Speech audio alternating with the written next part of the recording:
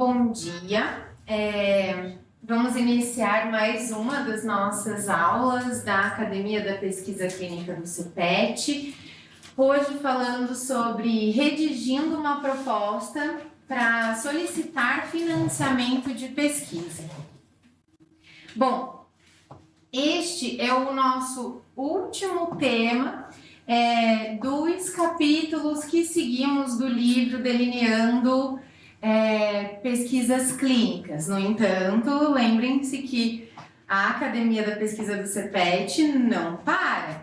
Na sequência, teremos outros temas muito interessantes, mais aprofundamentos, mas trabalhamos então até agora em todos esses 22 encontros, anatomia, ingredientes básicos da pesquisa, anatomia e fisiologia da pesquisa clínica, questões de pesquisa e planos de estudo, sujeitos de estudo, então especificação, amostragem, recrutamento, planejando a aferição, então acurácia, precisão e validade, como estimar o tamanho da amostra e o desenvolvimento de hipóteses, poder e significância estatística, os delineamentos dos estudos clínicos, então estudos transversais de corte, caso, controle, fortalecendo a inferência causal em estudos observacionais, confundidores, entre outros, ensaios clínicos randomizados, pesquisas com dados existentes, e revisão de estudos suplementares e revisão sistemática, estudos sobre testes médicos.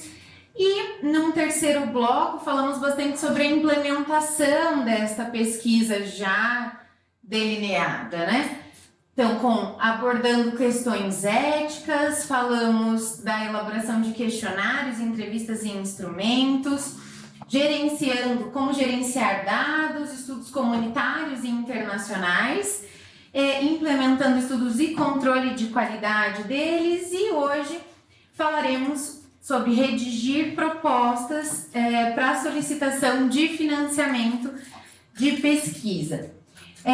Vocês podem perceber que no decorrer das últimas aulas, especialmente aqui no que tange o bloco de implementação, muitas coisas nós temos retomado e temos mesmo que retomar do processo do delineamento e dos ingredientes básicos, dado que eles são realmente a base para os projetos de pesquisa, o qual tem que ser sempre o guia para a realização, para a implementação desses projetos. E desde do problema que nós temos, né, do que nós queremos avaliar até um real start desta pesquisa, nós temos um processo que passa pela concepção da ideia, pelo desenvolvimento do projeto, pelo relacionamento e contatos com outros pesquisadores, ou submissão a órgãos de fomento para conseguir viabilizar esse estudo financeiramente para então startá-los. E vamos falar um pouquinho sobre como submeter esses projetos para concorrer a fomento. Nós teremos como guia dessa aula as principais fontes de apoio à pesquisa clínica, redigindo uma proposta, elementos de uma proposta para grandes auxílios de pesquisa e características de uma boa proposta. Neste primeiro tópico, embora o nosso livro base, por ser americano traduzido, trate bastante de agências internacionais, especialmente americanas, a gente trouxe um pouquinho disso para a realidade brasileira, para as agências brasileiras. Bom, tanto no Brasil quanto no mundo, a pesquisa ela tem assim grandes blocos de financiadores. Então, o governo, fundações e outras instituições de apoio à pesquisa, a própria indústria e o apoio próprio institucional ao qual o pesquisador é vinculado. No Brasil, a maior parte das pesquisas são financiadas ainda pela União, com com recursos advindos da coordenação de apoio de aperfeiçoamento ao pessoal do nível superior, a CAPES, e do CNPq, do Conselho Nacional de Desenvolvimento, Ciência e Tecnologia, com alguns projetos específicos. Temos alguns projetos específicos relacionados a cada área, a cada ministério, como no caso do Programa de Pesquisa para o SUS, o PPSUS, que é uma parceria de Ciência e Tecnologia com o Ministério da Saúde, e também outras, a FINEP, que também é federal, e outras agências aí e fundações de amparo à pesquisa, as FAPES, que são também um motor para tal. No caso, a FAP do Paraná, assim, que nós temos como referência, é a Fundação Araucária. Cada estado tem uma FAP nesse sentido, e todas elas, nós temos alguns tipos de formas de fomento, né? Como bolsa ou diretamente a fomento para projetos, que podem ser submetidos sempre com base em edital. Ainda para a indústria, sendo a indústria a fonte de apoio financeiro, existem parcerias público-privadas também nesses editais, mas nós temos também os estudos patrocinados pela indústria farmacêutica, farmacêutica e de equipamentos médicos, pensando em pesquisa clínica, que de maneira geral querem testar os novos produtos desenvolvidos por eles. No entanto, existem também apoios dessas indústrias com fornecimento, muitas vezes com custeio do próprio material, base para pesquisa, a iniciativas do próprio investigador. Como é o caso de alguns estudos colaborativos que a gente inclusive participou, e que existe a seção da droga e não tanto apoio financeiro direto, custeio por paciente, mas que existe esse financiamento em estudos clínicos de medicamentos, por exemplo. E ainda existem editais específicos de algumas empresas nesse sentido de parcerias público-privadas ou parcerias de indústria com outras instituições, como no caso de editais específicos, prêmios de iniciativa social, como dei aqui o exemplo do Prêmio L'Oréal, né, para Mulheres na Ciência, que acontece todo ano. Além disso, o apoio da própria instituição é fundamental, como sendo o fundo, especialmente o fundo inicial, né, que fornece uma quantidade menor de recursos, mas que consegue sustentar todo o início da pesquisa e algumas pesquisas durante todo o processo. Ainda internacionalmente, nós temos alguns grupos aqui só citados, instituições como a Unesco, a OMS, a OPAS, que também têm esses editais de fomento. As principais formas de financiamento dividem-se em bolsa e financiamento de projetos. As bolsas aí vinculadas desde iniciação científica, mestrado, doutorado e outros incentivos a intercâmbio internacional de pesquisadores, mas voltado a pesquisadores. E os financiamentos dos projetos, então, em que é o projeto que recebe o financiamento e não o pesquisador para o seu desenvolvimento, e sim, obviamente, o pesquisador, mas para o desenvolvimento daquele projeto em específico, ou seja, o candidato do edital, neste caso, é o projeto e não o pesquisador efetivamente ali física, pessoa física, como no caso da bolsa. E é mais sobre esses financiamentos de projeto que falaremos hoje. Como redigir uma proposta para esses financiamentos, para submeter esse projeto a financiamento? Primeiro, a gente tem que diferenciar protocolo de proposta. O protocolo de estudo, ele é o detalhamento de todo o processo para o desenvolvimento desse estudo. E ele precisa ser desenvolvido independente de se esse estudo será submetido a financiamento ou não. É ele que vai ser submetido a comitês de ética, é ele que é o guia para o desenvolvimento da pesquisa, que garante o rigor metodológico, tudo aquilo que a gente já sabe e já viu e já aprendeu a escrever até agora durante essas aulas da academia de pesquisa. Mas, e ele é necessário mesmo quando a gente não vai submeter a órgão de fomento. A proposta, ela é o documento redigido para a solicitação do financiamento. Junto a ela, encaminha-se normalmente o protocolo de pesquisa na íntegra ou parcialmente, mas é óbvio que nela está contido parte do protocolo. Mas além disso, temos pontos importantes como a relevância do projeto, científica e social, contribuição, o escopo, além de nessa proposta importar também todo o know-how do pesquisador e do centro de pesquisa a se candidatar a este e outras questões administrativas, como cronograma, orçamento, entre outros. Então, neste sentido, para redigir uma proposta, temos alguns pontos simples, que são óbvios, mas que não é tão simples assim seguir sistematicamente. Então, decidir onde a proposta vai ser submetida é o primeiro passo, depois organizar uma equipe e designar um líder, seguir as diretrizes da agência do financiamento, estabelecer um cronograma e fazer reuniões periódicas, procurar uma proposta modelo, trabalhar a partir de um roteiro e rever e revisar repetidas vezes. Então, a questão de decidir onde a proposta será submetida pelo simples fato de que isso,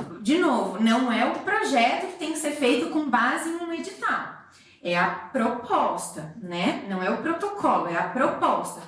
Porque é importante que a proposta esteja adequada ao escopo do edital de fomento, aos limites de financiamento, que caiba no limite de financiamento daquele edital, seja público, privado, enfim, e aos prazos também,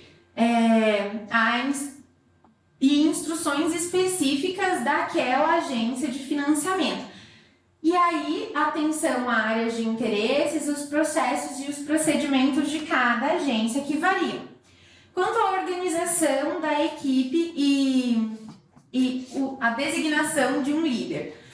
Uma pesquisa a gente sabe que nunca é feita sozinho e independentemente se num porte pequeno, apenas o pesquisador principal e seu orientador ou em uma grande equipe, como trabalhamos aqui, sempre é necessário que a equipe denote conhecimento ou que tenha onde buscar o conhecimento para o desenvolvimento desse projeto.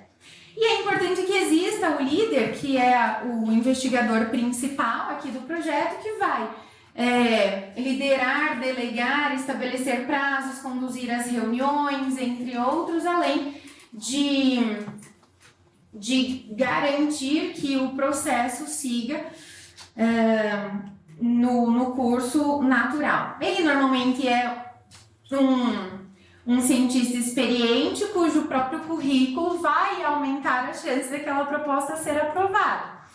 Ainda neste sentido de engordar o currículo do projeto, co-investigadores e múltiplos investigadores principais num projeto podem agregar a essa proposta, a qualidade dessa proposta no sentido de conhecimento para o desenvolvimento do estudo proposto. E aí, quanto a pesquisadores iniciantes, existem editais específicos para pesquisadores iniciantes, mas que normalmente entram como subinvestigadores em projetos de investigadores principais mais experientes. No nosso item 3, de seguir as diretrizes da agência de financiamento, a gente precisa seguir o edital. Seguir o edital, seguir o edital, seguir o edital. Essa é a regra. Que tipos de pesquisa são financiadas naquele edital, detalhes de elaboração da proposta, entre outros. E um networking tanto com o administrador científico desta empresa financiadora ou desse órgão financiador, é sempre interessante para entender como que o processo se dá.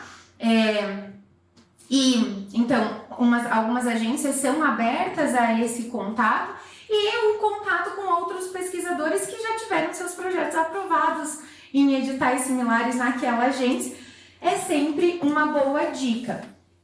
E é muito útil ser obsessivo e elaborar sempre um checklist para verificar os detalhes várias vezes antes de submeter a proposta.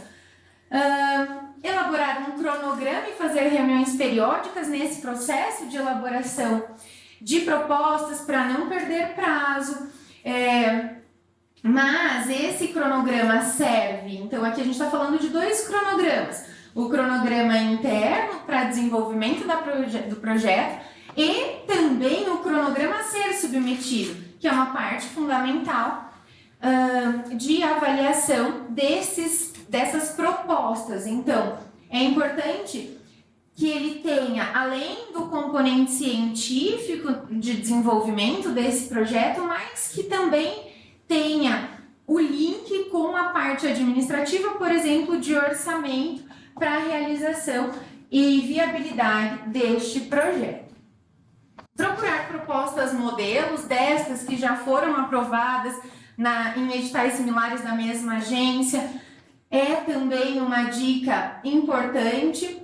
E, quando disponível, pareceres críticos desses editais anteriores para entender de forma mais detalhada e aprender com erros anteriores e fazer diferente, né, no nosso. Essa troca entre cientistas, entre pesquisadores, é sempre positiva para os 2 lados. Para quem fornece a informação, o parecer que recebeu e acaba pegando do outro porque vai submeter para outra agência e assim por diante. Trabalhar a partir de um roteiro sempre ajuda a organizar as tarefas a serem cumpridas e aí não perder os prazos e distribuir as responsabilidades quanto à proposta.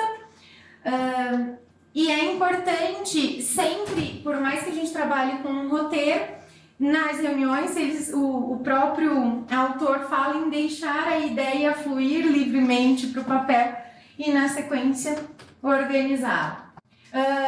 E rever e revisitar repetidas vezes a proposta antes da submissão. E uma dica apresentada pelo autor aqui também são revisitar em 2 etapas.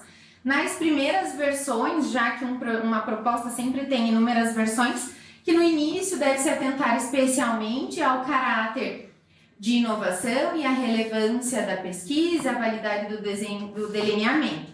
Já nas últimas versões, aí a atenção maior, já que essa parte já foi atendida, é a consistência interna do texto mesmo, a formatação, o cumprimento das exigências da agência, a gramática e a ortografia. Novamente, é muito útil checar. Elementos, então, de uma grande proposta de pesquisa.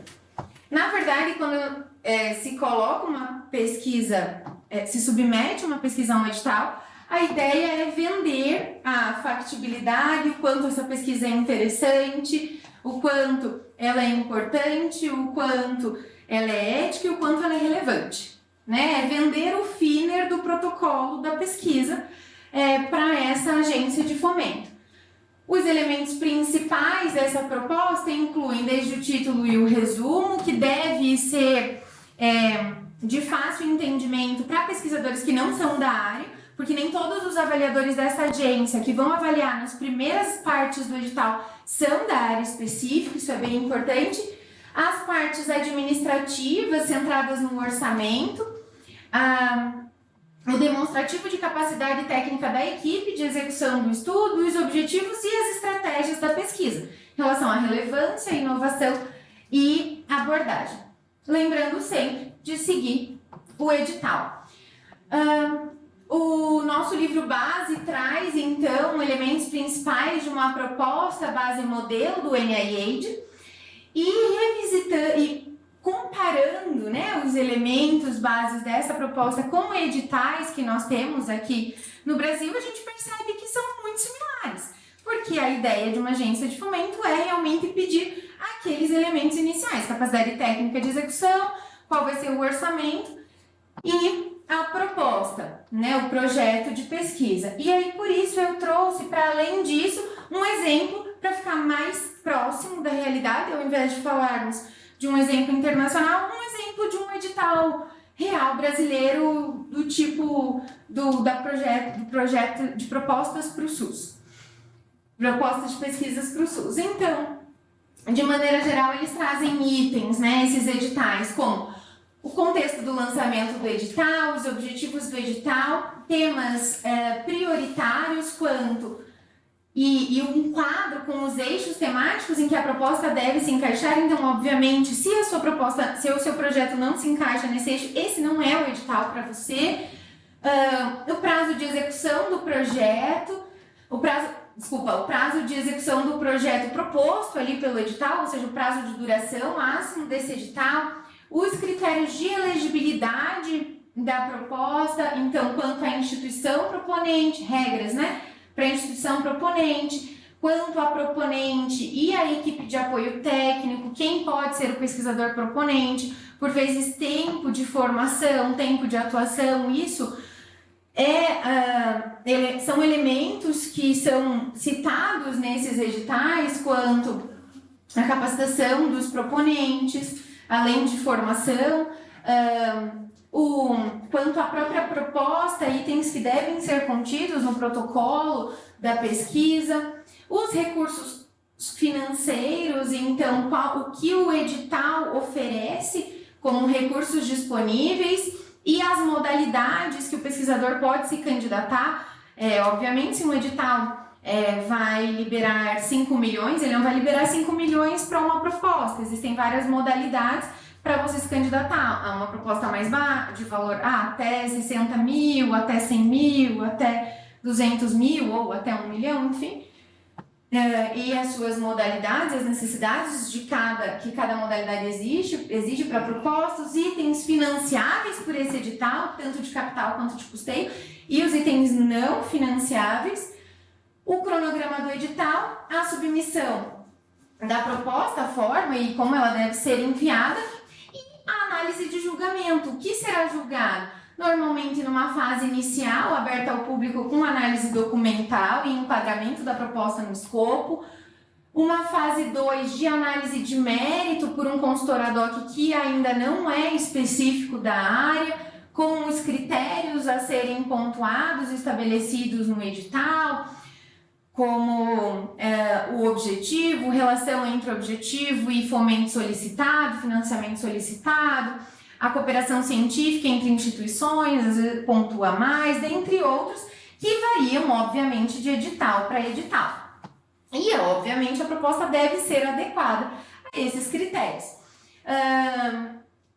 Numa fase 3, passando dessa fase 2, aí sim uma análise de uma comissão especialista para verificar critérios mais específicos do projeto em si, da área específica, e aí passando por essa, então, numa fase 4, uma avaliação de uma comissão presencial quanto ao cronograma, ao mérito técnico e pontuando esses projetos que foram aprovados e recomendando a aprovação com algumas alterações ou não recomendando essa proposta para a agência de fomento. Ainda na sequência, obviamente, quanto aos resultados do julgamento, os recursos, da contratação do projeto, da formalização jurídica, e quanto ao acompanhamento dessa avaliação final de cada proposta, que já vem no edital, né? Obviamente, a partir do momento que você recebe um fomento, você tem uma responsabilidade com essa agência e uma coautoria aí desse processo a depender das normas desse edital. Então, em relação a cancelamento de concessão, a impugnação da chamada, a revogação ou anulação da chamada e quanto a regras de publicação, inclusive publicação científica. Existem regras, né, quanto à publicação e publicitação dos resultados dessa pesquisa neste contrato, né? Além de regras quanto à propriedade intelectual, além das disposições finais. E, de maneira geral, vem anexos os roteiros a serem submetidos. Então, quanto à identificação do eixo temático, dos colaboradores, da equipe técnica, sobre efetivamente o projeto a ser proposto, então título, a justificativa, mérito do projeto, objetivo, a metodologia, resultados esperados, a viabilidade, aspectos éticos, além de declarações de concordância, outras declarações das instituições, e aqui também, além do projeto, um plano de trabalho. Normalmente é submetido com a identificação desse projeto, da equipe de pesquisa e os resultados, a lista de resultados e dos benefícios esperados, social, econômico, científico, técnico, com os resultados desse projeto e as colaborações e parcerias a serem desenvolvidas. Os projetos normalmente solicitam um cronograma de execução financeira divididos pelas fases, com os custos estabelecidos, as atividades, as fases e os responsáveis por cada fase, com atenção sempre a este cronograma. Aqui é só um exemplo de uma planilha fictícia para orçamento, né, que são calculados, porque existe sempre em cada edital um percentual de custeio ou de capital que é necessário. Já na submissão normalmente se solicita a relação entre o orçamento, o cronograma e qual a equipe que vai desenvolver cada fase. Então, uma calendarização dos procedimentos e orçamentos mais ou menos nesse modelo em que apresenta-se o cronograma efetivamente, a hora de cada etapa, os custos, a equipe e outras observações. Bom, então, características de uma boa proposta. Uma proposta de qualidade, ela requer não só uma boa pergunta de pesquisa, mas também um bom plano de atividade, uma boa equipe de pesquisa e uma apresentação clara. As propostas devem ser claras e concisas e seguir uma sequência lógica indicando as vantagens e desvantagens da opção adotada neste plano de estudo. Os méritos da proposta devem sobressair por meio da utilização de cabeçalhos, tabelas, diagramas que consigam demonstrar este mérito de forma clara aos avaliadores, para que possam ser realmente valorizados e avaliados de forma adequada. Acho que essa era o recado, que na verdade é uma síntese, acho, do que a gente falou sobre no processo de implementação e assim por diante.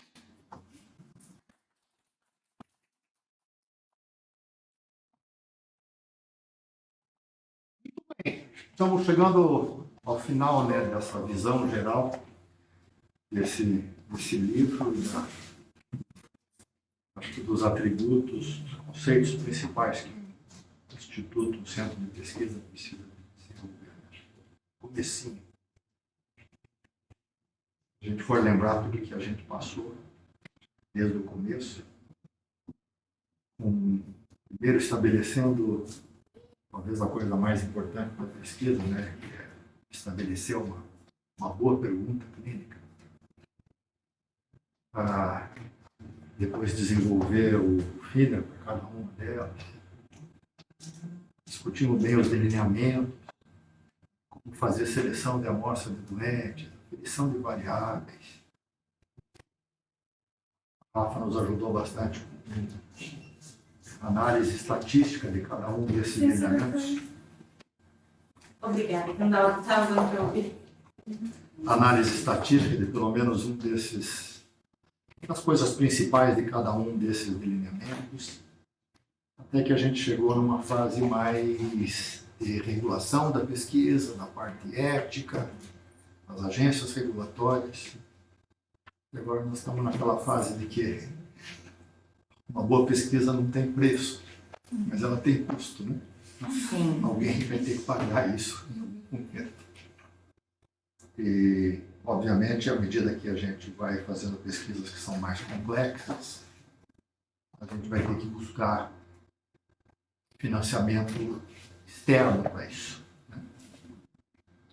E acho que, moralmente, nós estamos ganhando robustez interna para poder ganhar a chance de poder ter boas condições, de poder concorrer com o financiamento externo e de ter confiança de que a gente pode desenvolver uma pesquisa, que alguém nos contrata para poder desenvolver um delineamento de pesquisa, né, com boa qualidade. Acho que esse vai ser um belo desafio. Imagino que para o próximo ano, para os próximos anos,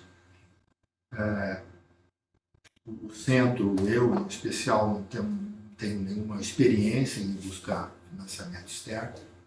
Acho que você tem, de alguma forma, trabalhado um pouco na PUC com isso, já fez algumas tentativas de fazer isso. Acho que a tua experiência vai ser útil nesses desenvolvimentos. E acho que se a gente quiser realmente passar, como a gente já discutiu, acho que na reunião passada, na outra reunião, para fazer estudos mais prospectivos, protocolos mais elaborados e, eventualmente, até multicêntricos, a gente vai precisar de ter recurso externo, principalmente, eu imagino, inicialmente nas agências de fomento. Fundação Araucária é o mais óbvio, mas eventualmente também as nacionais podem também nos ajudar. A discussão aí, quero ouvir um pouquinho vocês.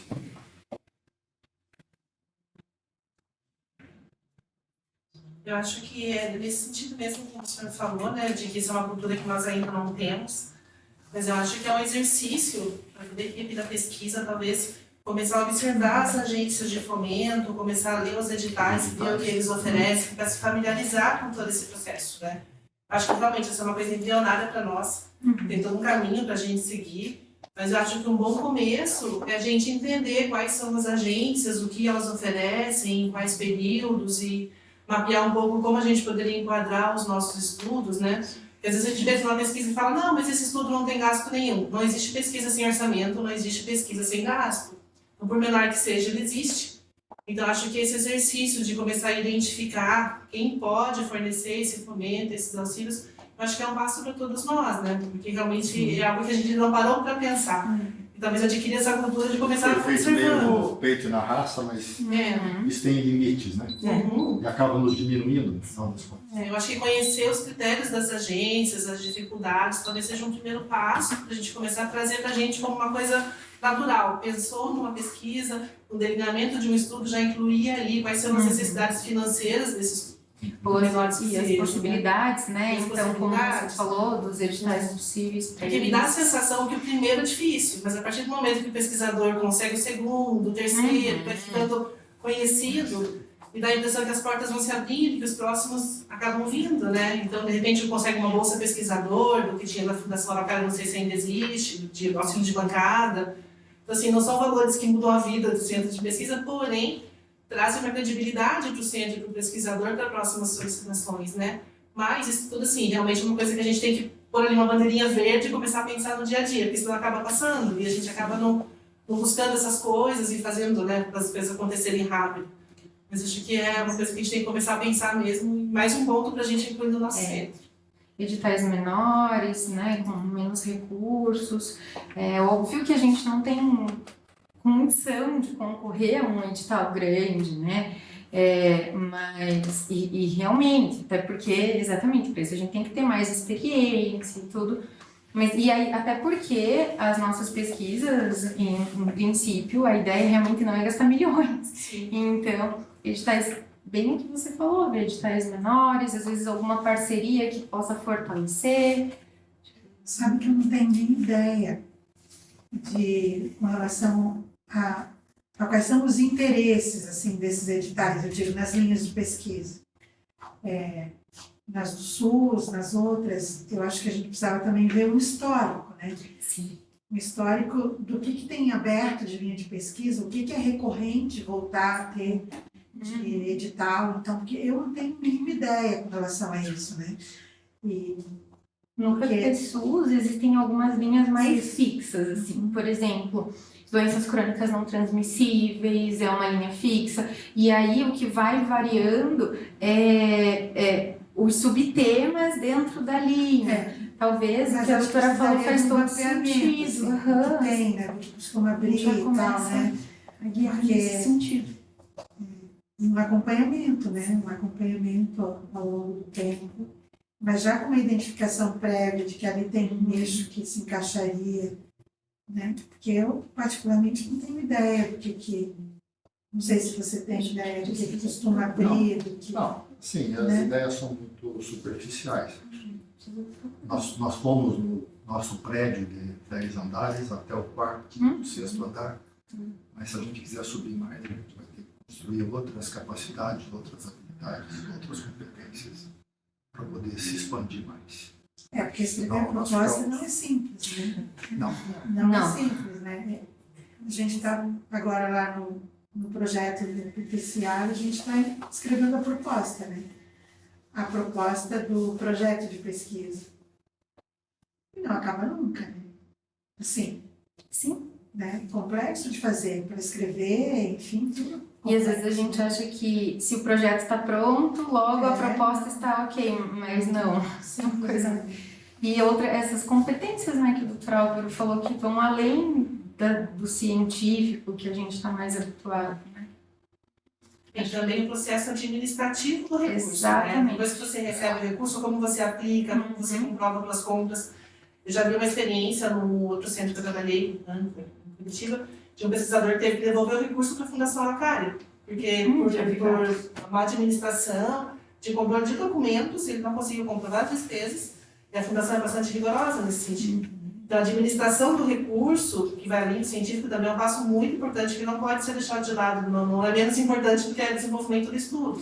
E, inclusive, mostrar a capacidade da equipe disso, né? De administrar, De- e comprovar da forma correta, não é um processo tão simples também, né? Tem todo um contexto. bastante coisa. e isso claramente não dá para poder deixar na mão de um ou outro investigador. Sim. Os nossos investigadores ainda são muito imaturos, não têm toda essa experiência, e nem o centro pode ficar na mão de um ou outro, uma habilidade que um ou outro investigador tem. Então, nós precisamos de desenvolver isso aqui dentro. Para isso, precisa de pessoas com habilidades diferentes das nossas. Né? Pessoas que venham complementar com por exemplo, a reunião passada foi muito importante, como se organiza um centro de pesquisa, com as diversas funções de organização de pessoas, de horários, de documentos, de contratos. E agora tem toda uma parte regulatória que a gente vai até um determinado momento, mas aqui são mais complexas, são diversas agências diferentes, com editais diferentes, com culturas diferentes. Então, a gente precisa de dar esse passo em determinado momento para poder ganhar essa força, essa estrutura, para que os nossos investigadores possam se dedicar àquilo que eles fazem prioritariamente. Né? Nós não teremos investigadores que vão se dedicar 24 horas por dia para fazer pesquisa. Nós vamos estar envolvidos numa pesquisa ou outra, intermitentemente. O centro que dá meio. Sim. Então nós temos bastante coisa desenvolvida aqui com vocês, etc. e tal. Nós precisamos de agregar mais competências. Não estou dizendo que a gente não possa desenvolver isso aqui dentro, mas não dá para poder fazer isso e mais as outras coisas que tem para poder fazer. Sim. Né? Isso está claro para todo mundo, que agregar mais pessoas, agregar mais competências, na verdade, traz benefício para todos. Né? Cada vez mais a gente vai poder desenvolver coisas de uma forma mais rápida e uma forma mais eficiente, né? Gastando menos trabalho e produzindo mais, né? Menos tempo. Então, se fica também num negócio assim, muitas vezes você não tem 10 pessoas para poder organizar um determinado trabalho, a coisa não sai. Isso. Uma pessoa faz um pedacinho, aí entrega para outra, aí depois de uma semana volta para a terceira, aquela primeira já perdeu já o tom da meada, e aí a coisa não sai do papel. Não é porque as pessoas não são, não há uma organização de processos, né? E aí fica ineficiente as coisas todas. Nós precisamos de nos organizar mais e a gente precisa de novas competências, porque que a Rafa, a Verônica, o Joel estão fazendo hoje é exuberante. A gente às vezes faz muito retrabalho, né?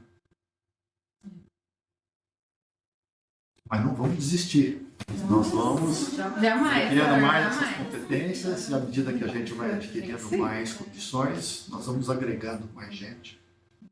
Pelo contrário, né? A beleza desses encontros é bem isso, né? A gente poder pensar naquilo que a gente pode melhorar e que a gente pode incrementar e ser honesto com as limitações que a gente tem nessas atividades, né? Acho que esses encontros, para mim, trouxe muito isso. Sim. De observar o que a gente precisa, quais são as nossas limitações, como colocar em prática, de pensar com outro olhar. Isso é um processo interativo.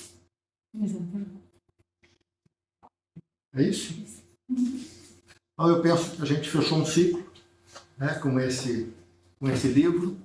Ele passa a ser uma referência, pode ser que no futuro a gente venha a ler um outro livro, a compartilhar outras ideias, mas agora a gente também descobriu várias coisas que a gente tem que ainda melhorar e nos aprofundarmos. O nosso passo agora vai ser a gente fazer uma reunião de TCLE, né? E a gente vai fazer algumas reuniões de escrita de trabalho. Vai compartilhar também algumas ideias. Até o final do ano, ainda a gente tem bastante coisas novas para poder ver e para poder complementar esse curso inicial do livro. Tá bom? Obrigado.